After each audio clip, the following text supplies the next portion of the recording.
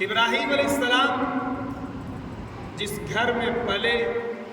جس گھر میں بڑھے، جس گھر میں ان کی پرورش ہوئی،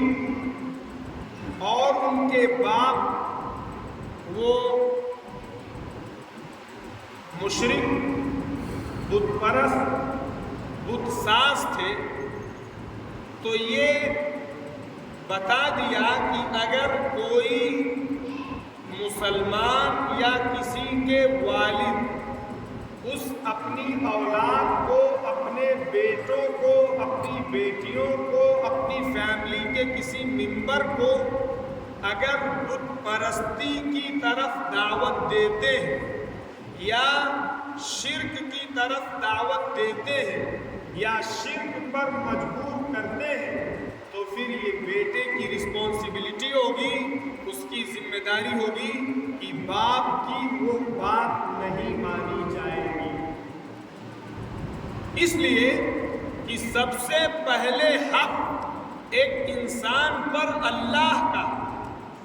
اس کے بعد پھر باپ کا حق ہے، اس کے بعد پھر ماں کا حق ہے، اس کے بعد پھر گارجین کا حق ہے، اس کے بعد پھر ایلڈرز کا حق ہے۔ جتنے حقوق ہیں سارے حقوق بعد میں ہیں، سب سے پہلے حق صرف اور صرف ایک اکیلے اللہ کا ہے، جس اللہ نے اسے پیدا کیا ہے، جس اللہ نے اسے بنایا ہے، جس اللہ نے دنیا میں جینے کے لیے اس کے لیے سارے انتظامات کیے۔ سب سے پہلا حق، اگر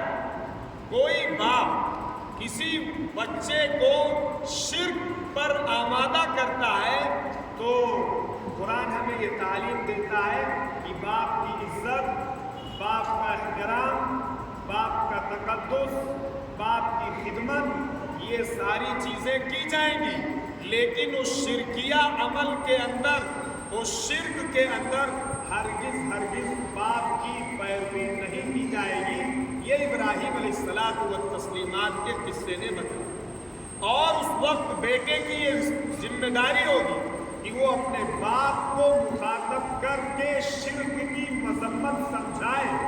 شرک کی برائی سمجھائے، شرک کی نحوست سمجھائے، شرک کی غلاظت سمجھائے، یہ اس کی ذمہ داری۔ چنانچہ قرآن میں آپ دیکھیے جہاں اللہ رب العزت نے تذکرہ کیا ہے، ابراہیم علیہ السلام نے اپنے باپ سے کہا، یا ابتی لما تعبد ما لا يسمع ولا يبصر ولا يغني عنك شيئا، یہ ابا حضور آپ کیوں ان چیزوں کی پرستش اور پوجا کرتے ہیں جو نہ سن سکتے ہیں، نہ دیکھ سکتے ہیں، اور نہ آپ کو کوئی فائدہ پہنچا سکتے، کوئی فائدہ نہیں پہنچا سکتے۔ آگے یہاں تک انہوں نے سخت الفاظ استعمال کیے، فرمایا یا ابت لا تعبد الشیطان، یہ ابا حضور آپ شیطان کی عبادت، شیطان کی پرستش مت کیجیے۔ یہ سخت ترین الفاظ ہیں جو ایک بیٹا اپنے باپ سے کہہ رہا ہے، اور انہیں ڈرایا کہ اگر آپ شیطان کی عبادت کریں گے، آپ غیر اللہ کی عبادت کریں گے، آپ شرکیہ اعمال کے اندر انوالو اور ملوث ہوں گے، تو پھر اللہ کا عذاب آپ پر،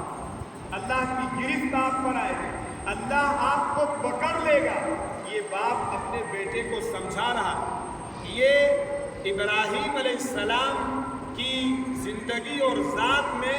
یہ ایک مومن کے لیے اسوہ اور آئیڈیل اور نمونہ ہے کہ ایک مومن شرک، بت پرستی، شرکیہ اعمال پر کبھی اپنے باپ کی، اپنے گارجین کی، اپنے ایلڈرز کی، اپنے بڑوں کی اتباع نہیں کر سکتا ہے۔ یہ اس کے اوپر ذمہ داری عائد ہوتی ہے، اور یہی ذمہ داری ہر مسلمان کے اوپر،